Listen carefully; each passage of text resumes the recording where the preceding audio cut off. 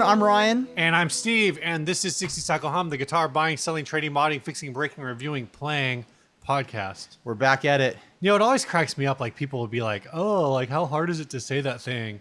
And Super hard. People, Try it. People nail it all the time, and I'm like, yeah, now do that 285 times. Yeah, in a row. All right, this first Wild ad. drunk. This first ad. I'm not drunk. Steve is helping me finish off my SoCo. I think I'm gonna finish it off tonight. I hope you do. I hope you get rid of my SoCo. First ad. This is from Jonathan Clemens. This is custom made Dragon guitar. Dragon guitar. $295. Let's say Dragon guitar again in question marks at the same time. 1, 2, 3. Dragon guitar? I don't understand, like, what... I feel like the only jokes I can make about this are a little ableist, but I'm just going to do it anyway. I don't understand what blind person designed this Dragon guitar. Do you think... No, a blind person wouldn't make this. A blind person would touch this and be like, what is this? Right. Right. They would not... This is Steve marking an MA. They would not recognize this as a Dragon guitar. That's the one thing I like about YouTube is I don't have to mark anything, MA. It's assumed. No, I'm going to put one of my little edits in there because I like to. I don't know. I'm super exciting stuff talking about editing the podcast. You edit out cuss words? Anyways. Since when? This thing looks like a pile of garbage. I can tell exactly what's going on here. It is a BC Rich mockingbird shape. Yeah, but explain to me like the dragon part. There's no part of this that looks like a dragon, but it looks like a bunch of weird like insect legs. I would buy this as custom made tentacle guitar. I don't think this is even a BC Rich. I think this is some sort of like super import cheap copy. Oh yeah. And I have no idea how they managed that headstock. Do you remember the sequel to The Neverending Story? No, I've only seen the first one and I think the third one. So the sequel... Which one is the one where they go to the mall?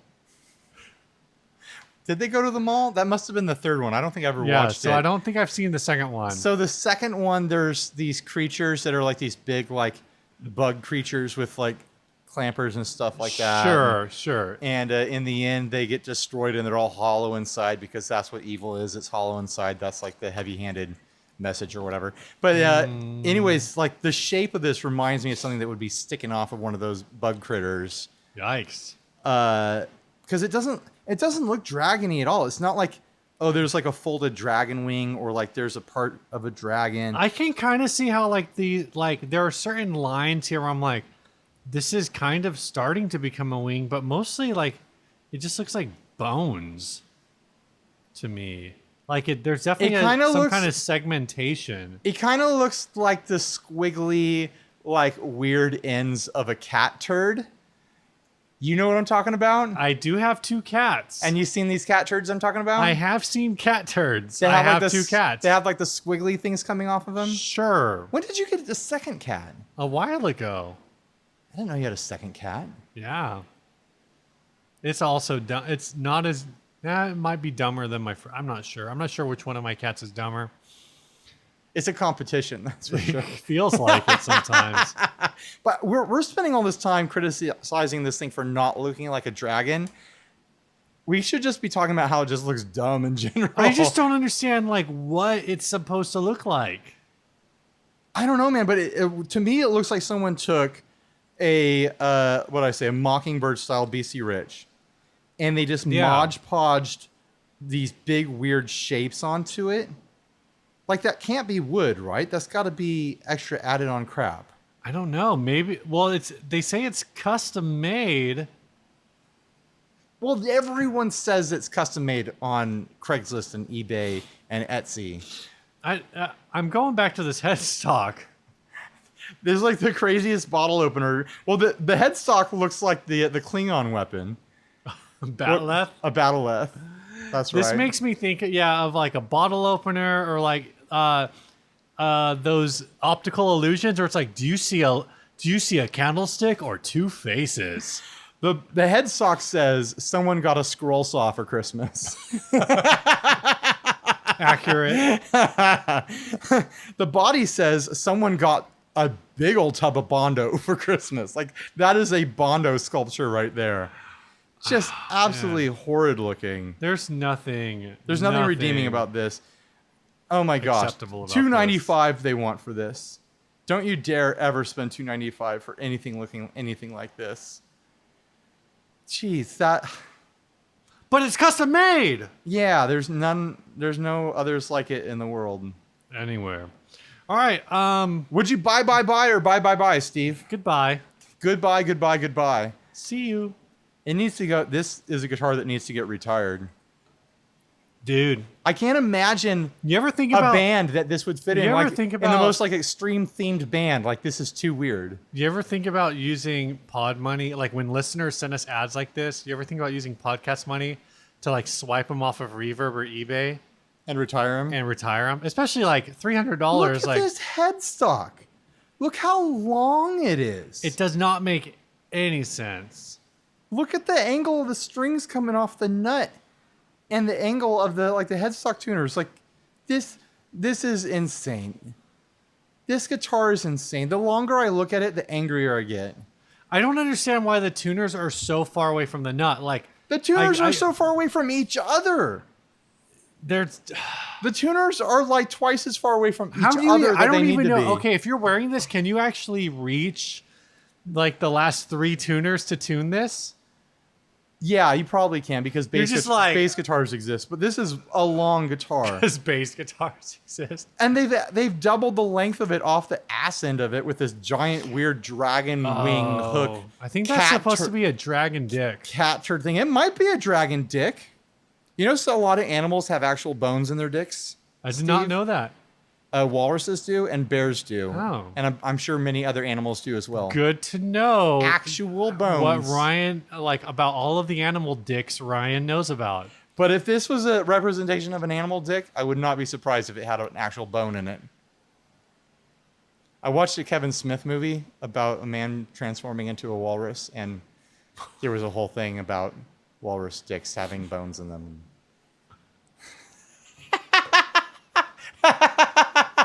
This is our most buck wild episode out of the gate in a while. All right, man. So what's new? Yeah, what's new? Welcome back from Summer NAMM. I don't want to dwell on it for too long because you did an entire episode while there, and I know you're going to be generating a lot of content from it. People are going to be so we don't want to sick be. of I Summer don't want NAMM. to spend. Give me a 30-second recap of Summer NAMM, and then we'll get into what you brought home. Okay, Summer NAMM was great. I worked really hard. I busted my ass. I got 35 videos in the can. Which Favorite person that you got to hang out with? Least favorite person you Oh my got to hang out gosh. with? You want me to name names?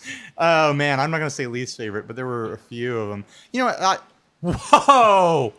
You know who you are. That's not true. You don't know who you are. Did you stay with any of them?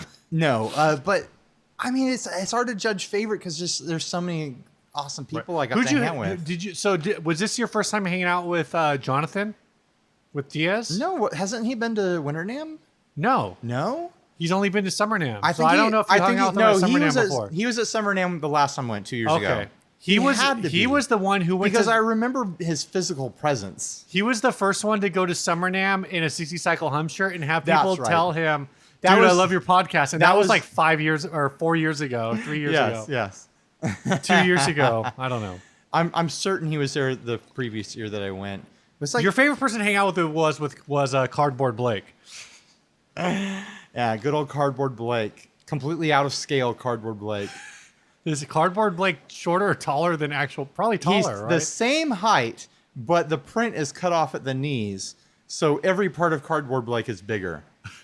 Every part. of Cardboard Blake is bigger. All right, I think we're good. That wraps up Summer NAMM. No, Summer NAMM was awesome. It's always great to hang out with everyone from the gear community that we don't get to hang out with Yeah. in real life.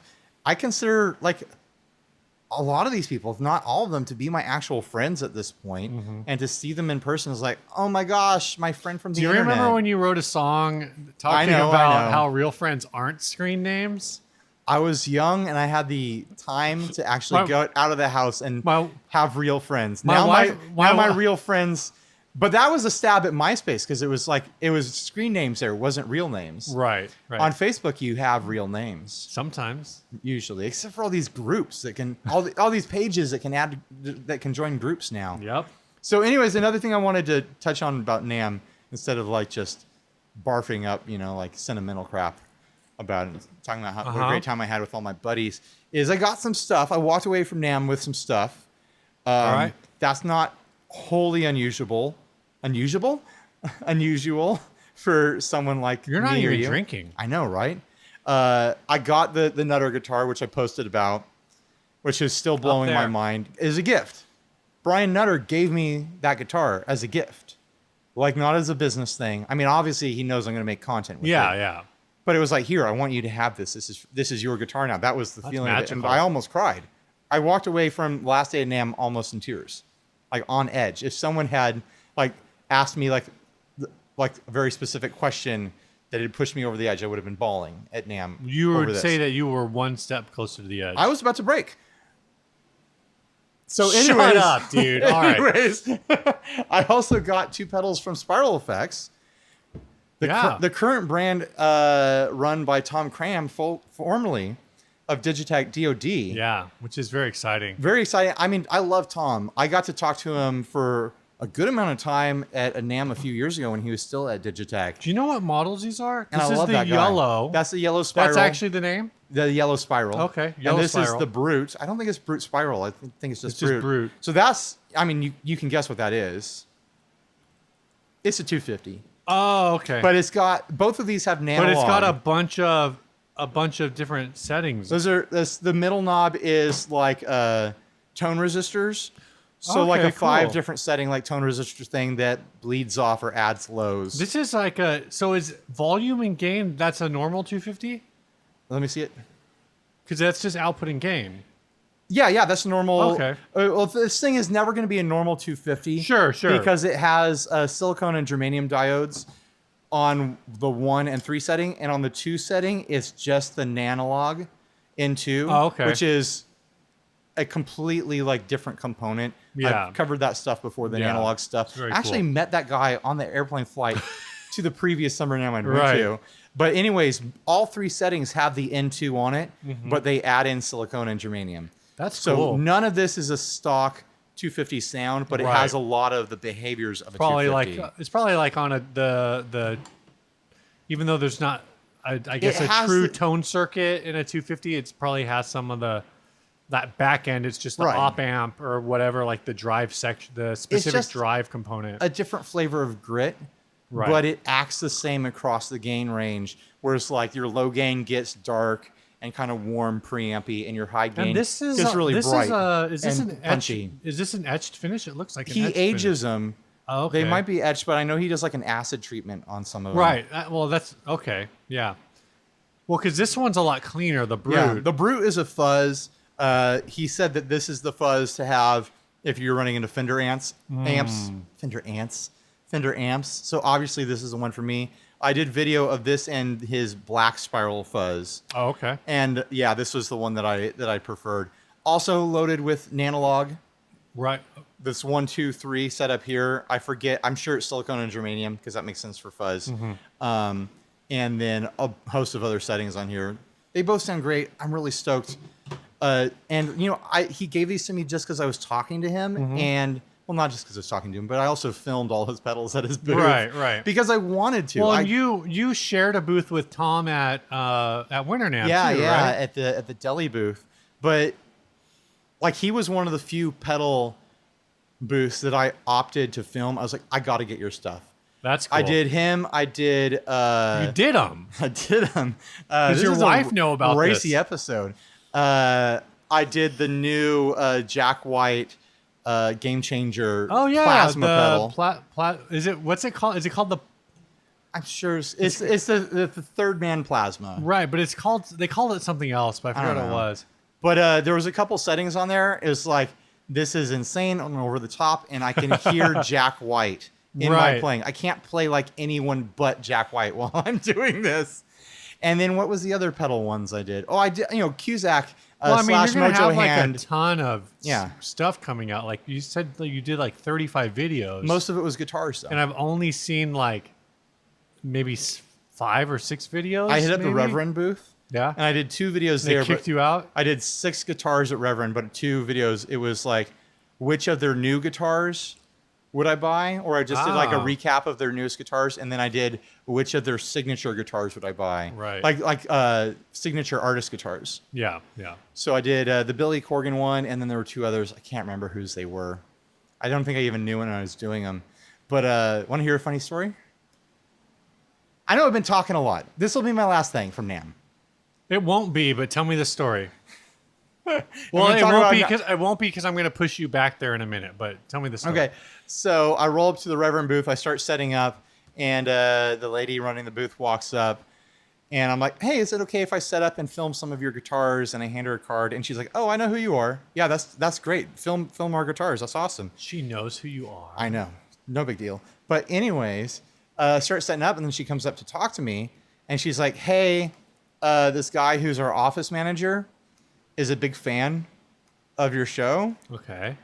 And if you did like a shout out to him in a video, it would like make his day." Oh. And so maybe he's going to see this before he sees the video. I don't know. But while I was doing the tuning dance in one of the videos, I was like, "Hey, Tim, I know you're watching this. They said that you like my videos, you like the show." What? He wasn't there at NAMM? No, he was back at the office. I was like, "Hey, I mean, you've been working at Reverend. You're a fan of the show. How come we haven't worked together before? How come you haven't hit me up?" I mean, you've got a point there. I've got a You've got a point.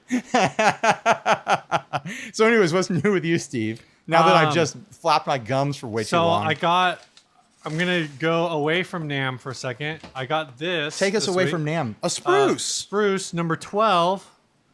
Of Uh-oh. friend of the show. Friend of everybody. Here we go. Everyone's favorite Southern gentleman. No one doesn't like this man. I can get. Oh, the bag is tied. The bag is outsmarting me. Steve was foiled by a tied piece of twine. There we go. You got it. I'm proud of you, Steve. This is the Worley Bird from Spruce Whirly Effects. Bird. This is the Clifton Worley show signature pedal. I got to mess around with, I believe, the prototype of this at Winter NAMM. Yeah. So I saw this, and they were running a special on it. The special was message Clifton and make him an offer.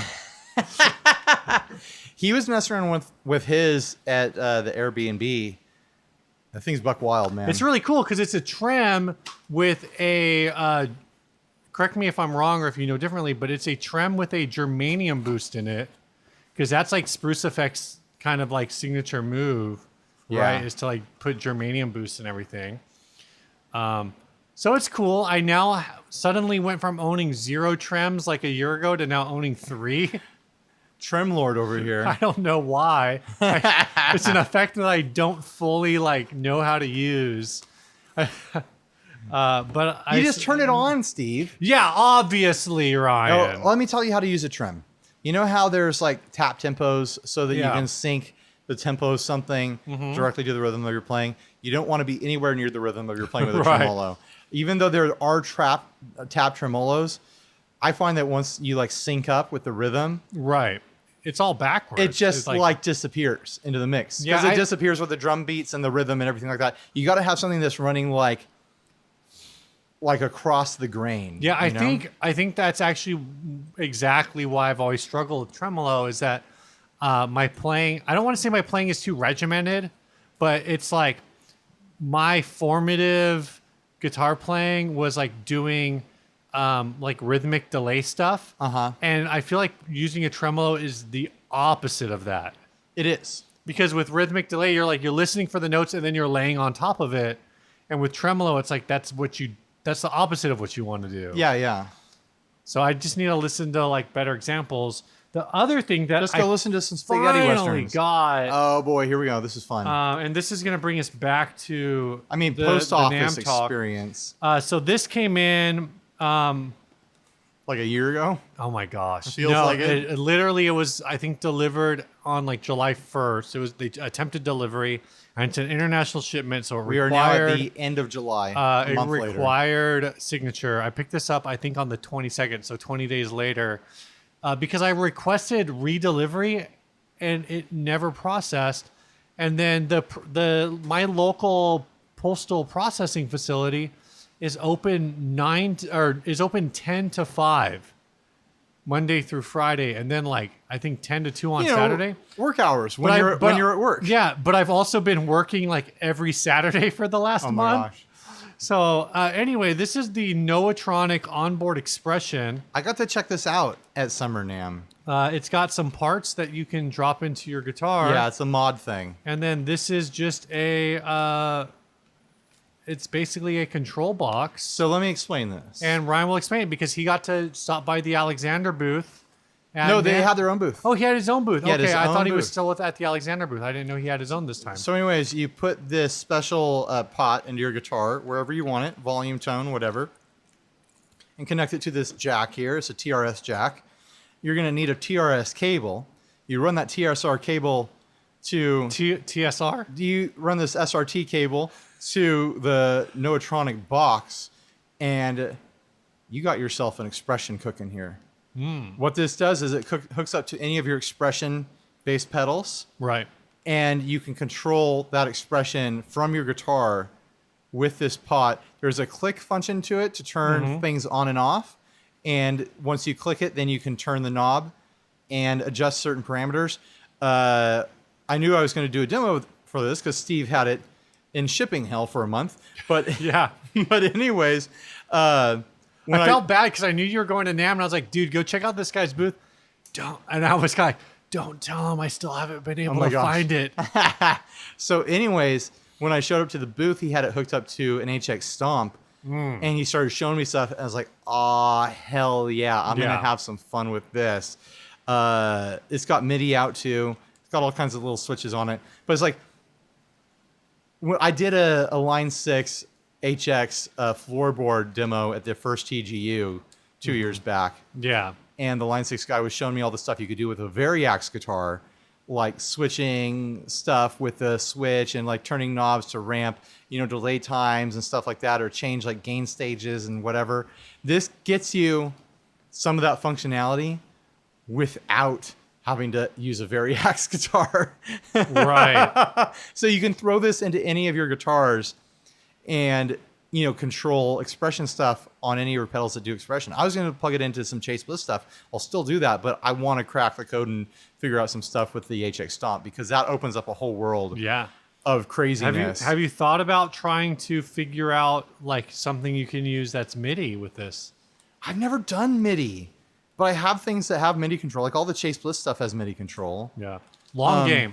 Think long game. Think long game on that. I don't know. But something that's cool about it, like when I first saw the concept and we were, signing up to do the demo, I was like, that's cool. But then like it's only for one guitar and blah, blah, blah. Right. Like I was thinking about the kind of the cons of it. And I talked to the guy, one of these bags with the pot and the jack, it's only $25. Oh, so you could put this on like any guitar. Yeah. So it's like, if you get into this system and it becomes your thing, like you spend $25 each and you have it on all your guitars. It doesn't look like a hard mod to do. Does this pot also function as like a standard pot, or do you know? Yeah, it does. I think so anyways. Okay. Maybe not. I'm sure we'll find out. You'll have to look at the the instructions here. Yeah. There's a user manual, but that's really cool. I'm glad we finally got this and we can get this going. I felt super bad because Michael would like, hey, there's an issue with the post office. Can you go look into this? And I looked into it. And Steve, then, why didn't you take time off of work to go get a box from the post office for the my benefit? The issue was that I wasn't following the tracking, so Right. I wasn't even expecting it, so I couldn't like tell my wife to be like, hey, and I didn't realize it was also going to be a signature, Right. And then so I didn't even, when I got the delivery notification saying that I missed delivery, the freaking postal worker's handwriting was so bad. Oh my gosh. That I didn't know what it was for. And I think the next day I received a package from someone else. Uh-huh. So I thought it was that. Oh my gosh. So, Oh, man. yeah. All right, this is the part of the show where we transition into the topic. Sponsors. We transition to the topic by talking about our sponsor. Let's talk about our sponsors. They This make this week's possible. first sponsor is Chase Bliss Audio. Logo here, products here, because we didn't Logos bother to up pull here, any. products right here. Dude, you have a mood tank. Of the tank top? I saw those on Instagram, and It's pretty cool. I always, when you go on like these trips, I know like they can be pretty busy, and now I'm regretting not being like, yo, dude, get me a mood tank. Yeah. Well, the thing, I had to earn my mood tank. He'd tell a different What'd you story. have to do? He'd tell a different story. What'd you have to do? But Demo every Chase Bliss pedal? No, I showed up at the booth that Joel was hanging out at. He was over the old Blood Noise booth. I see him hanging out Not there. even at his own booth. And I was like, he didn't have a booth. I don't think he did. He had stuff hosted over at Grant's booth. Oh, okay. And I make eye contact with him, and like, Joel, sir, may I please have one of your mood tank tops? It looks lovely. And he just looks at me, and I can see in his eye what he wants, and I couldn't resist. And I just started disrobing in front of him. And I took my shirt off. He gave me a mood tank, and I put it on. I got halfway naked on the For floor. a mood tank. On the floor of NAMM. I mean, if that's not a mood, I don't know what is. That he got inside my head and he controlled me. He can get inside your head and control you too if you buy a mood pedal pictured here. Anyway, the mood is the latest from Chase Bliss. It is a glitchy delay. Does it do reverb? It's a looper. It's a granular looper. Granular Steve. looper, It also but does delay. It also does reverbs. It also does blip. Yeah, so it's got a bunch It's got of your settings. classic blip sound. It's just a classic Chase Bliss pedal where it does way more things than we can explain in a bit that was supposed to be 60 seconds long and is now pushing 3 minutes. This is going to be the whole show, us talking about this pedal. Yeah, so head on over to chaseblisaudio.com. Digital brain, analog heart. That is Chase Bliss at its core. Go check them out. Chase Bliss pedals, they make pedals smarter than you are. That's smarter? I meant more creative. They're smarter than you two. Yeah. Dumbass. Chase Bliss pedals are Skynet. This one's for Aaron. Chase Bliss mood. Everyone wants one. Which Aaron? Abubo? Abubo. Okay. He'll get it. This first topic was sent by nobody. We're not doing any topics from anyone this week. No, this We're going topic to save those for next week. This topic was sent by literally dozens of people in the comments section of Billions and billions. of the 3 Starcaster videos I did at NAMM. NAMM. Let's So get it out of our system. What's funny is I have ranted on this show for years about how Starcaster by Fender was diluting the good name of the Starcaster, and now people are saying like, "Oh, how weird is it that they're putting out a Squier Starcaster when Starcaster was always just like jank strats and drum kits." So here's like, I'm gonna say 3. I don't know if I'm gonna be able to count 3 of them. Here's like the top 3 like kind of like blissfully ignorant comments that I'm getting on those videos. There's also each one of these happened one time. No, they've each happened like a couple times each. 2 times. Dozens of comments. Billions and billions. So anyways, people saying, oh, looks like Fender is ripping off the Ibanez headstock from the Ibanez Blazer and Roadstars. Nope. Second thing is, looks like Fender's ripping off an ES335. What? I mean, kind of, actually, yes. But it's an offset. Right, but It's a semi-hollow, but it's an offset. I mean, did Gibson invent semi-hollows? No, but at the time, like the ES335 was the dominant semi-hollow, and this was, I don't know if this was semi-hollow. It was a semi-hollow. I don't know if this was Fender. Did Fender do this? They did. I think they did the Coronado before this. Of all the semi-hollows that existed when this was invented, this was the least of the ones ripping off an ES335. Sure. And the third one, which is the one you already mentioned, is like, why would Squier come out with a guitar named after that like super budget like Costco Kmart line that they had in the 90s? Right. All those things we're going to talk about. So Fender first tried to get into the semi-hollow market in the mid 60s with the Coronado, which they made from 66 to 72. Right. And then in 1976, they came out with the Starcaster, and the Starcaster is generally credited as being like a direct attempt for Fender to Fenderize the semi hollow, because like the 335, it's a hardtail Right. semi hollow instrument, whereas the Coronado I actually think is it's a thin line hollow body. Right. This is a semi hollow, but being originally manufactured from 1976 to 1982, it predates those Ibanez Blazer and Roadstar headstocks Right. by like 5 or 6 years. Yeah, the Roadstar was like 81, I think, and the Blazer was probably like 84, 85. Yeah, and then Starcaster by Roadstar would be a good birth year guitar for me. the Starcaster by Fender. Actually, I didn't know it was this early, but it actually hit the market in like 2001. Which one? What did? The budget Starcaster? Oh, like the Mexican one? No, like the Costco one. Oh, yeah. And then they kind of like really hit retail stores hard in like around 2006, and that's when you'd go into Costco and see them. And I've been saying this, and you might be able to correct me or find the information on the Wikipedia page that you are reading off of right now. What?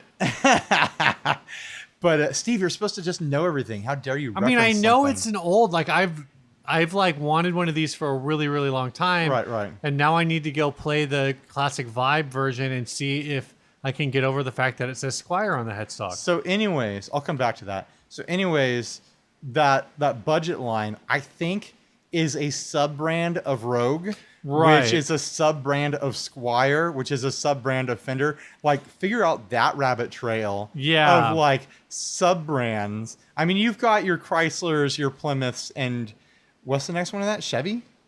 Chrysler, Plymouth, Dodge. Dodge.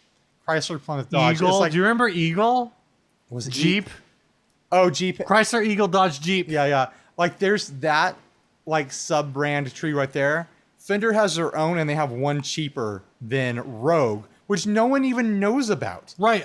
No one knows about Rogue. Rogue is weird because Rogue, I think, only had the like Squire logo on it for a very, very short time. It was a thing that people didn't really know about unless I think you took their effects apart, like somewhere like in tiny, tiny print on a PCB or something, there was like a Squire logo. I had a Rogue Strat that someone gave me. I wouldn't even buy it. They gave it to me. Bad. They're very bad. They Starcaster is are below rough. that. So somewhere in like Fender headquarters, they've got Fender upstairs, Yeah. probably 2 or 3 floors of Fender. Squire's down on the first floor, maybe half the first floor or whatever. Mm-hmm. Down in the basement, there's a single office with like one dude that's got Rogue like printed on a piece of paper and duct taped to the door, and he keeps having to put it back up. And then in the closet of that room, he's got a telephone like hanging on the wall, and every now and then he hears it ringing, and he has to go to the closet, pull the phone off the wall, and be like, "Hello, Starcaster division of Rogue." I think it's like, I feel like that's even like more credit. I almost feel like Rogue is like one of those brands that just got passed around. Yeah, Like Fender sometime- probably doesn't even know they exist. Like sometimes Fender like was like for a while Fender owned them, and then they didn't, and they still, because they still exist. They're still being Yeah. manufactured. it probably is just like Fender was like, "Oh, let's license like our body shape and like this," because they have like that arrowhead stock, right? The Rogue, Yeah, no, the Starcaster, yeah. Starcasters. They have that arrow shape headstock. Let's license this one odd headstock shape we never use anymore since the Katana. Right. And like some import brand can just pump the stuff out and it'll say "by Fender." It's so underneath weird. it. So anyway, Well, Fender reissued the Starcaster with, I think, the Modern Player series like maybe 5 or 6 years ago. I feel like they've had a Mexican version for like a while, because remember when we first started doing the Well, pod, it wasn't even they're Chinese. Sure. The Modern Player ones are Chinese. So remember when we first started doing the podcast and Guitar Trader closed down, and I was going over there and like trying to scalp cheap Right. stuff out of there. They must have been one of the Chinese Starcasters, Yeah. Fender branded Starcasters. And I kept thinking about it, like, should I buy this? Should I buy this? But they just wouldn't drop the price below what was kind of retail on it. And 700. it was like 650, 625 Yeah. or something like that. It was too close to retail. And I was like, I want a deal here for a guitar that at the time I didn't really care about. But something I want to... So I feel like that was kind of like them trying to clear it out. And I know those had been there for a while. So I want to say these have been out as a Fender guitar for a decade, maybe. You can probably find the information on the Wikipedia page. I literally just told you that they started manufacturing them in 2013. In 2013. So All right. 5 or 6 years ago. But yeah, so that leads to the speculation that the Classic Vibe Starcaster, the Squier Classic Vibe Starcaster, is really just a rebadged modern player Stratocaster. I think they're Indonesian.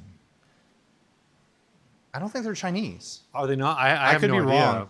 But I will say the one I played felt very high quality. But then like the other variations they have, the Contemporary and the Affinity, Yeah. I'd have trouble believing they were rebadged of anything. They're just lower. Yeah, they're lower a completely quality? different build. But I'm going to go back to what you were saying. Are they all? They're all bolt-ons, right? Yes. Oh, but the modern player was a bolt-on, which Yeah. I don't think I knew that. I think, wasn't the original bolt-on? Dude, I don't know. Pretty sure it was. Which also takes it pretty far away from being an ES335 clone. Right. Oh, yeah, the original was a bolt-on. So the Coronado was a set neck, I think. No, I don't think it was.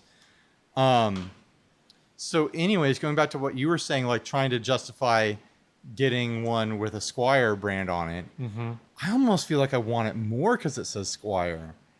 I don't know why, but that's like, it gives me freedom for it to not be authentic. To smash it. No, for it to be like, oh, this is like my own thing. It's a... Right. Like, I don't care if it's Squier. This is my generation. I'm the Squier generation. Like, it's like my Pepsi brand thing. But like, if I feel like if I got a Fender branded one, then I'd have to deal with all the cork sniffery of like, oh, those aren't real wide range humbuckers. You should get a set of this or that, and oh, the construction is different in this way. Whereas like if it's Squier, the Squier one, you're like, duh. $400, suckers. I don't care. They look so good. It looks good. It feels good. It plays good. It sounds good. Feels good. I don't care. You rub your body on that? I don't care if it's like a true reproduction of like the 1976 version, you know? Right, it's Squier. A Squier is for fun. Squier is for fun. Like, hit me up, boys. Sponsor the podcast. I will say that every time. Squier, it's for fun. That's a good tagline for Squier. We're just having fun. Squier. I can't argue with that. So was there a point we correct. haven't hit? I don't know. I think this is a this obviously Squier is a new thing, but yeah, it's kind of amusing and funny to me that this has come around where there are people who are seeing these Squier Starcasters who aren't even aware of the reissues, right?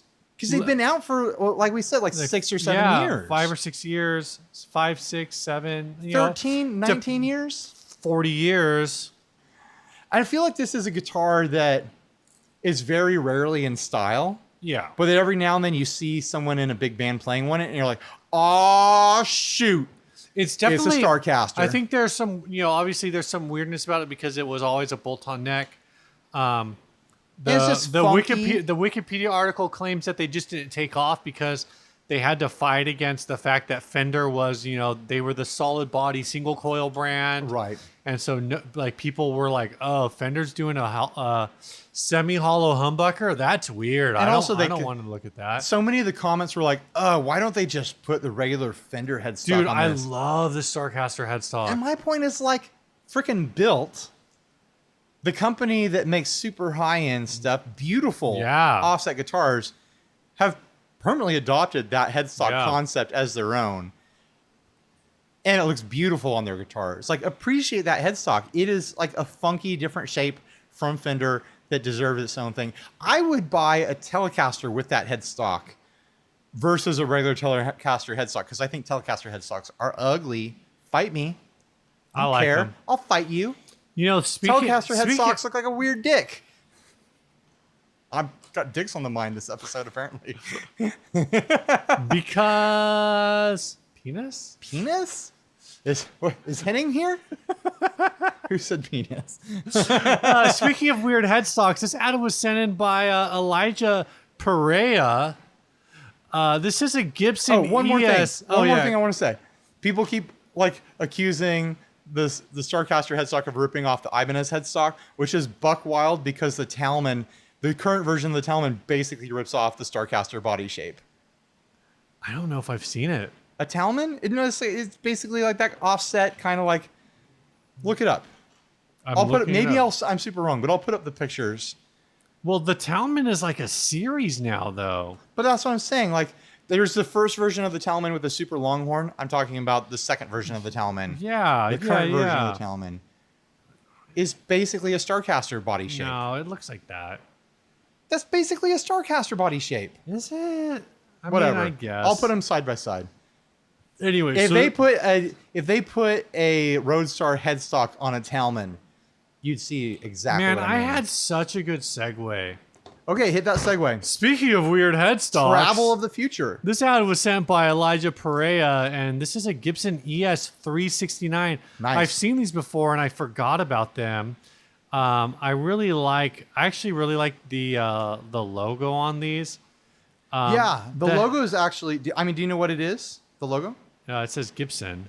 Right, but do you know that version of the Gibson logo? It's like an older one, That's right? the 20s version. The 20s version? So like they made this 80s Gibson semi-hollow with like a Knight Rider stripe along the edge of the headstock, like this red Knight Rider stripe with a PRS-shaped headstock, predating PRS probably. Where's 1982? PRS was around. Were they around?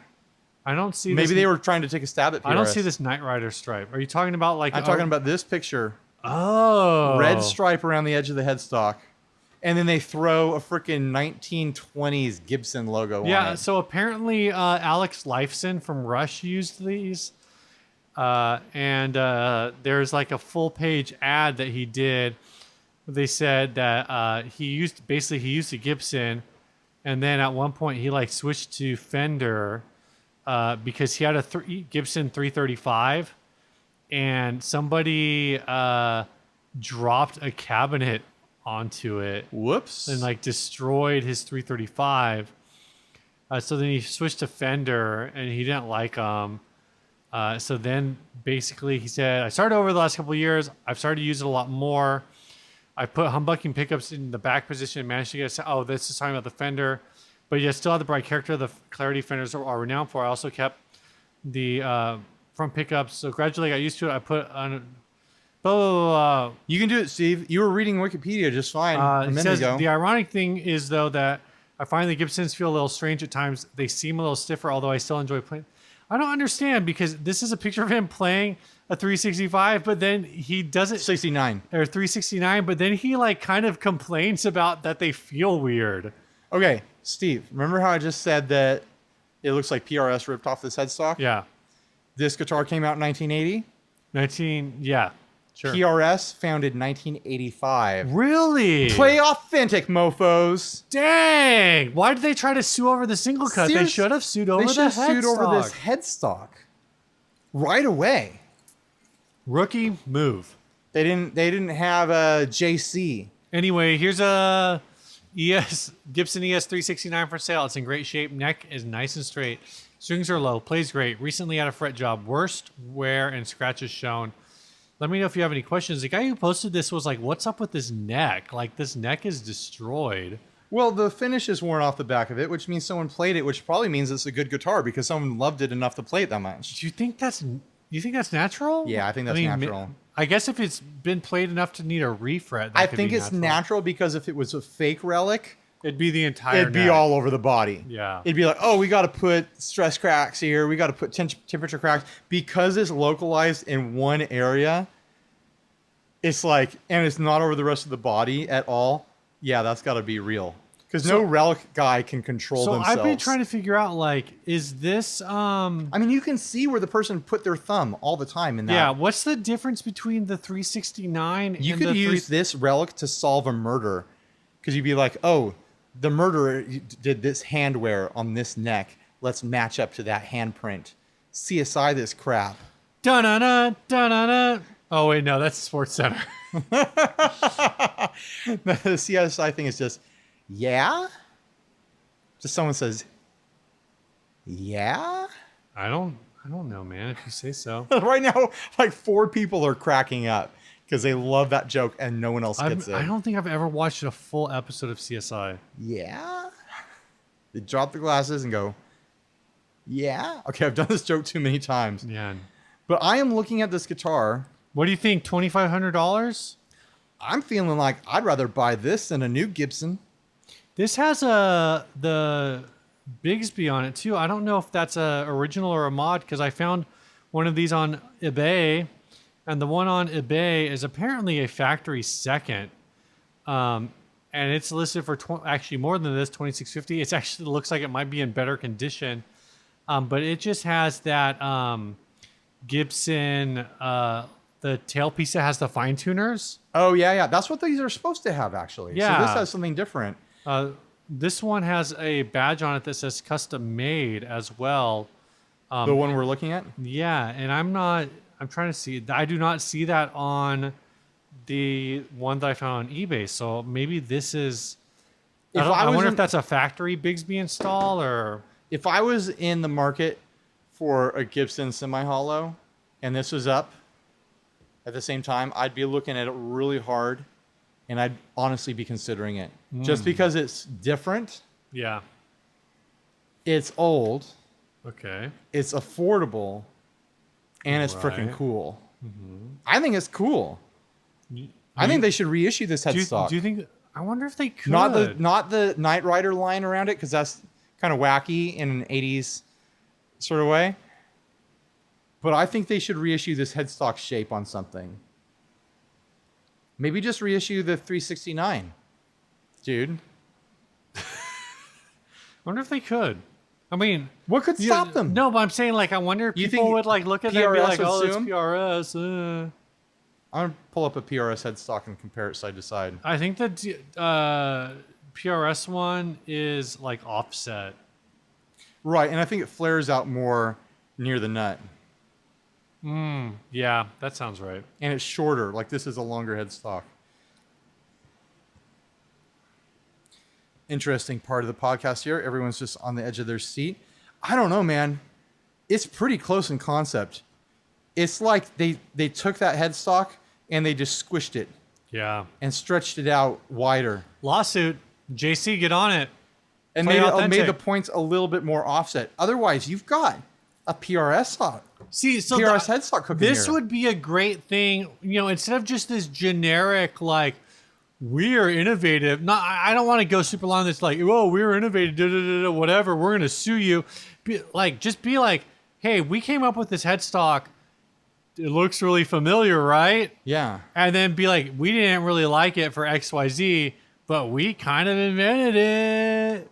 Well, they probably didn't do any legal protections on it. Yo, Gibson. And they've never reissued this model. My rate is $90,000 a year. I will produce like maybe 6 videos per year for you.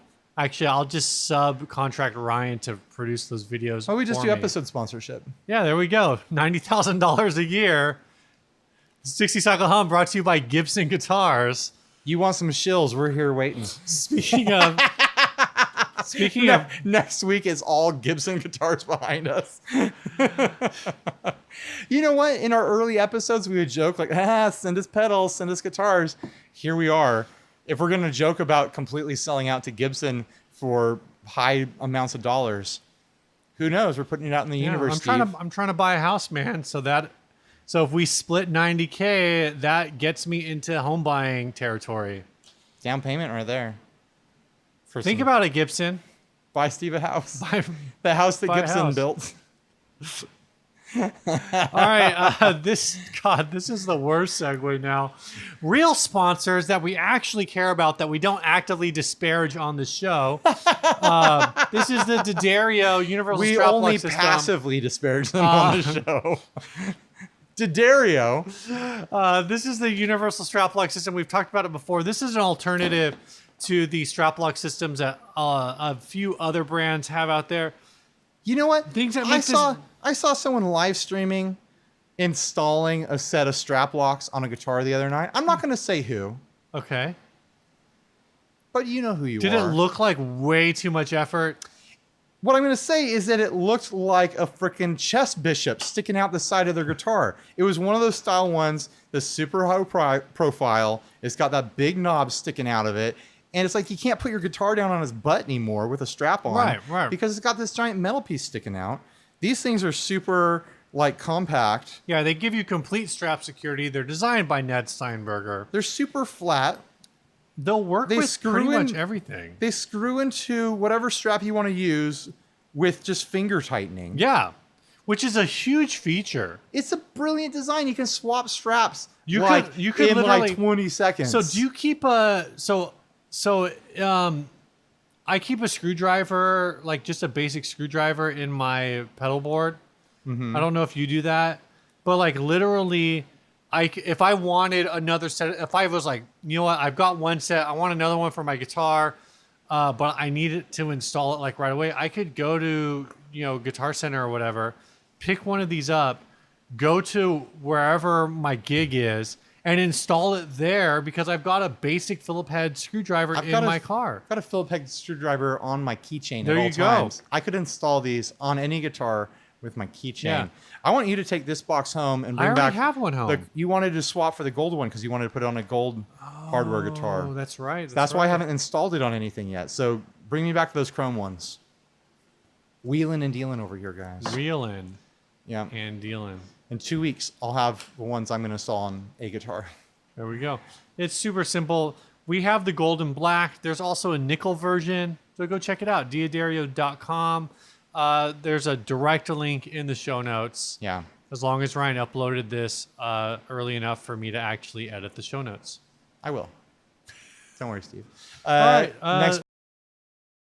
That's all the sponsors. No, man. no.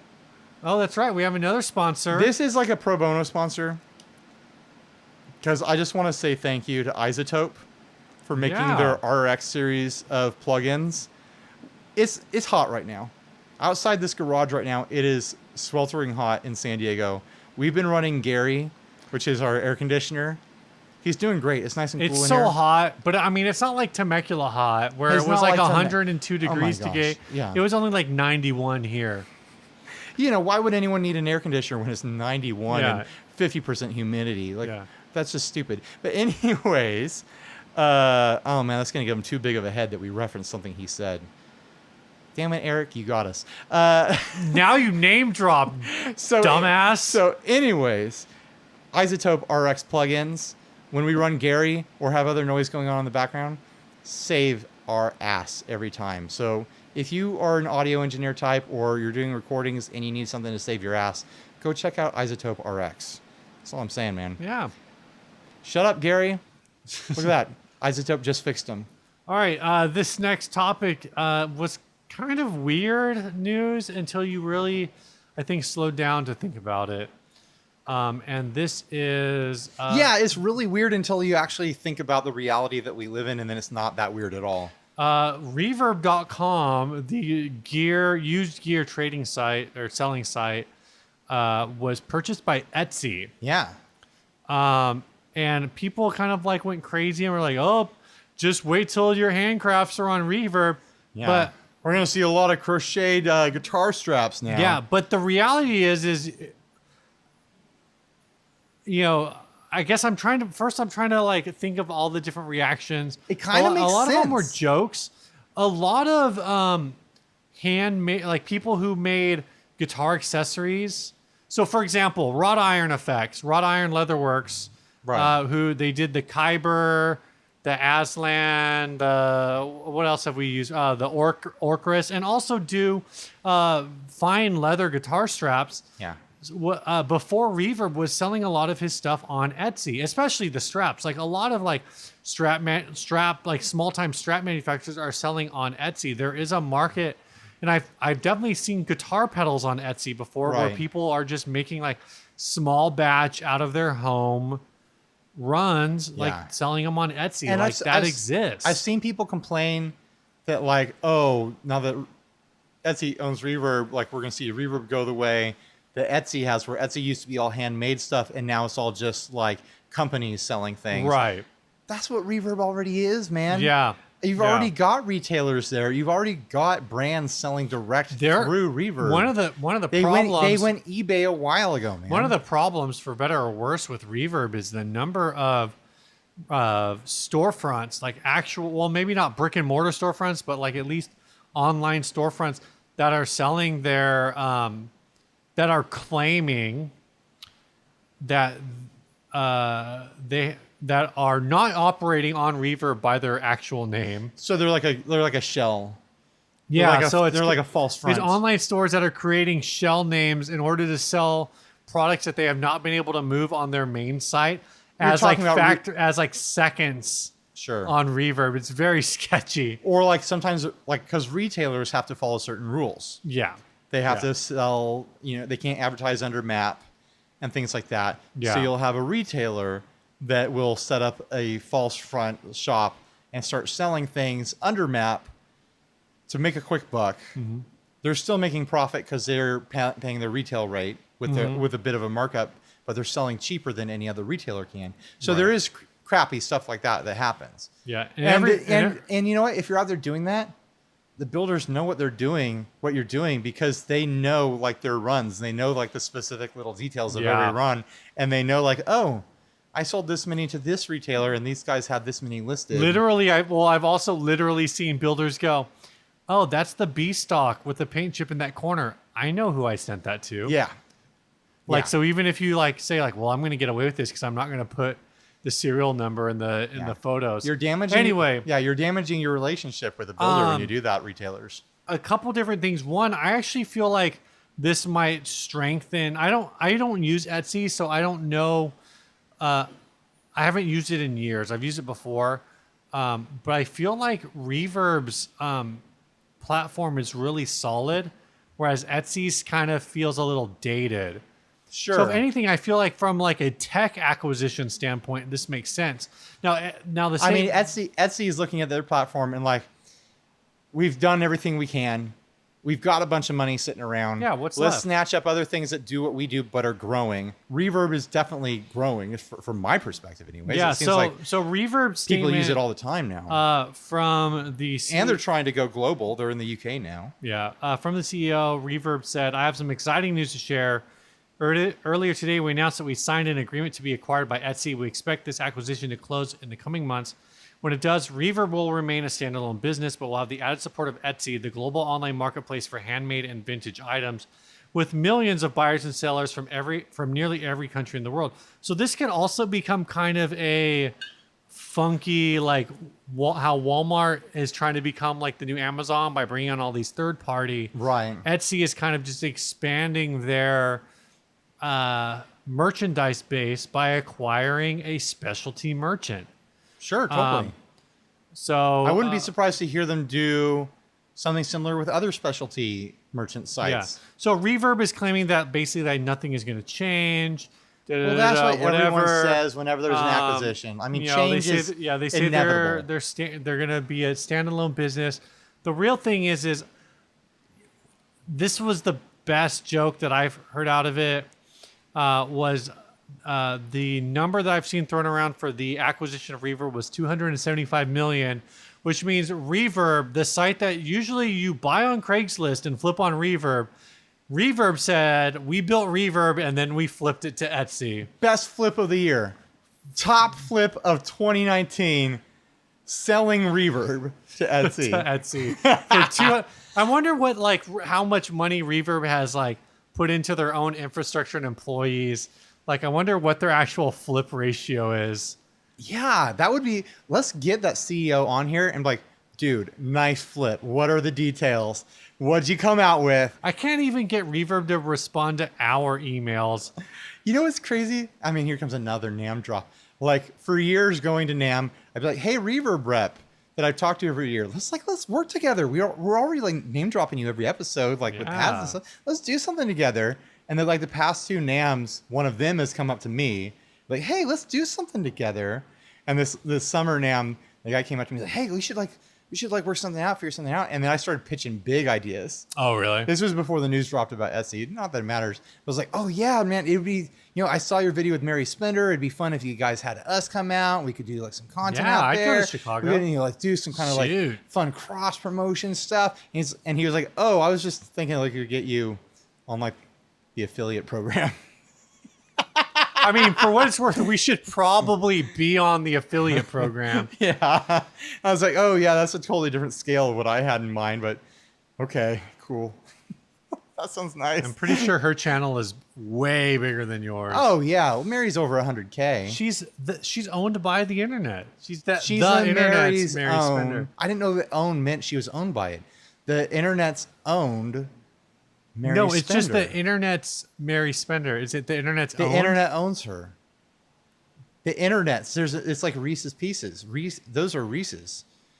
He owns those. All right, It's the internet owns you ready for Mary. some housekeeping? Mary, are you okay? So Do you need help escaping the internet? I think the Etsy Reverb is going to be a long-standing joke, I hope.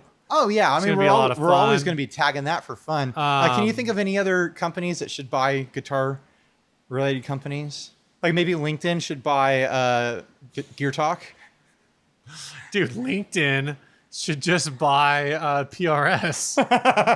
I mean, all the doctors are already on LinkedIn. oh my god! if you get a good enough LinkedIn profile going, then you get followed by Paul Reed Smith. It's like, oh, nice profile. Oh, I see you're in the medical field. Do you golf? Yeah, you golf. I bet you golf. What's another one? If you put your profession as lawyer or doctor, you just start when you're on there are you get on PRS the mailing list. You're automatically added to the PRS list. That's mean. PRS has lots of options for all budgets. That's true, Steve. PRS, truly the guitar brand for today's modern guitarist. Yeah. Sometimes I get the feeling people just do things for money, and that's sad.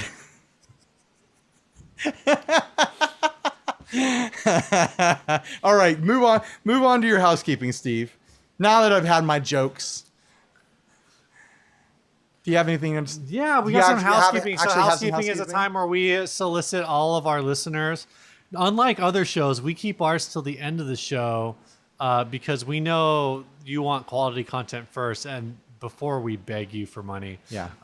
If you head on to patreon.com/60cyclehum, you can support the show like these folks have at the $2 level. Lee has sent us $2 a month, which is great.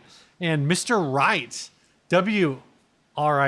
WRIGHT, is supporting us at the $5 level. Finally, and Mr. Wright comes into my life. So thank you, Lee and Mr. Wright, for supporting us. And you can support us at any level at $1 or above, $1, $2. We don't have any $3 or $4 supporters, I don't think. We do have a $5. That's a rare breed. I don't think we have 6, 7, 8, or 9. Be the first. So you could be the first at any of these levels. Yeah. Break ground. If you would like us to visit you. I also don't think we have any at the $6,789 level. That is true. And I was going to say, if you would like for us to visit your hometown on an annual basis, you can support us at the $500 level. That sounds fair. I think anything over $1,000, and we'll make a trophy for you and send it to you once a month. At the $1,000 level, we will pack everything up and come record an episode in your living room. I'll sleep in your bed with you. No homo, clothes on. I'll sleep in your bed with you. Anyway, patreon.com. Everything that goes into that helps support the show, helps us get stuff done, sends Ryan to Summer NAMM, all kinds of things. Rearranges all this crap back here every 6 months. Years, 12 maybe. months, I don't know. 18 months? Whenever it's necessary. As needed. Buys us food. You bought our burritos. Yeah, we got dinner tonight. We bought pizza at Summer NAMM to share with people like Jonathan Diaz. And yeah. Was Clifton Worley there? No, he was gone. Oh, he was gone already? I think he Corey was. Nigro was there. Corey Nigro was there. Sean Arbo was there. Sean Arbo was there. Clifton was gone. Now I remember why I felt so sad. I had a belly full of pizza, but I had no Clifton in my life. All right, this last ad was sent in by Josh Cass. Wait a minute, one more pitch. Whether you're a Mr. Right or a Mr. Right Now, support us on Patreon. Wouldn't a Mr. Right Now only support for 1 month and then cancel? I don't care. He's here right now. All right, this last ad was sent in by Josh Cass, who's a local San Diego guy that we've known for a long time. One-time real-life friend of ours. Yeah. IRL.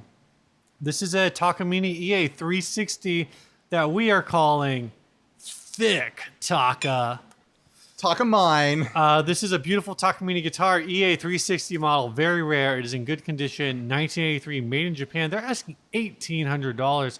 This is a flying V-shaped guitar. Sort of. But this is I don't think this one's getting off the ground. So this is just a V-shaped, not flying guitar. This is a flightless V. This is a full thickness acoustic guitar. Is it?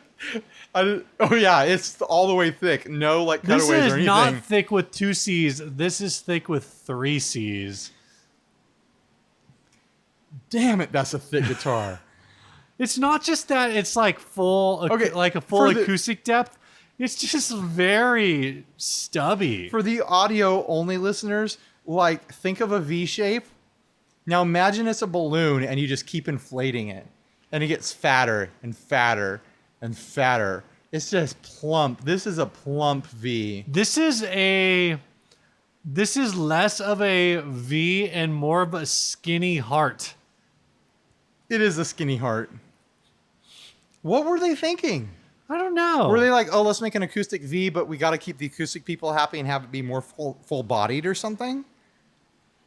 This has to be like a one-off or something, right? This can't be a production model. No, it's got a model number, EA360. Maybe they only made it for 1 or 2 years, but it exists. EA360. Let's see what comes up on the old Google machine here. Nothing so far. Oh, I'm seeing an electric Explorer shape. Oh, I am seeing the flying V. This thing's a trip, Let's just keep calling the flightless V, please, because the flightless V. This bird is not getting off the ground. How much would you pay for this? There's a blue one and there's a pink one. Is this like something that there's a green one? Is this something that only a collector would want? Why does this one have a split top on it? These are hideous. What do you? Oh, the headstock is split like a Dean. Why would anyone buy one of these? Why would they make more than one? This person's got 4 of them in every color: red, wow, natural, gray, blue. Why? I don't get it. Of all the things I do get, this is one I don't. Jeez Louise, people. This is rough. How much would you pay for this? I wouldn't. You got to be a collector, right? You got to be a Takamine head. Yeah. You got to look at this Takamine and be like, I want to make it Takamine. I've done that joke 3 times now. Yeah, and it doesn't get any better. Hasn't delivered once. It's not great. All right. What would you pay, Steve? I don't know. Does the listing have a price? Yeah, $1,800. What? I would think that this would be considerationable at like $500. Considerationable? Yeah. That's a good word. All right. I sincerely like considerationable. Great. Cool. We've come to a consensus. You got to hybridize consensus with something. I wanted to, but then I just didn't. You got anything else, man? No, that's it. All right. This week's song was sent by Kyle Soloka. He says, hey, guys, got a song submission. Did this entirely in my basement. I have a project with my horn player / drummer called Public Persona. This is the first track off of our second EP. The main guitar is a 2010 Copperburst Telecaster with harmonic design Super 90 pickups, which is a P90 and a tele-size pickup. Check them out. They're awesome. It's growing into a Boss C3 in front of an Egnator Tweaker 40 set to AC mode.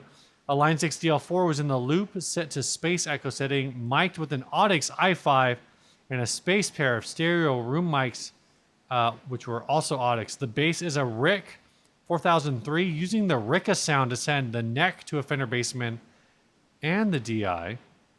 I sent the bridge to a homemade fuzz nicknamed Black Coffee into a Marshall MG10 practice amp, modified to use as a head, plugged into a homemade cab with a single 10-inch carvin. Also mic'd with an Audix i5. I'm seeing a theme here. Lots of Audix i5s. The gritty guitar sound is just the Egnator set to a Brit mode and double tracked with the Tele. He's probably using the same mic over and over again. Yeah, he does not say at all what his drummer is using. Says, I hope you enjoy it. I'll more than likely send more stuff in the future, assuming people don't send an angry hate mail about No one how ever much has. they hate this song. This song is called Resonate. It's by Public Persona. Hey, Steve. So thanks, Kyle, for sending this out. Hey, Steve. Hey, Ryan. If I had a basement, you know what I'd call it? Oh, God. The Guitar Mint. Because I wouldn't be playing bass down there. I'd be playing guitar. Bye, everybody. Stay grounded.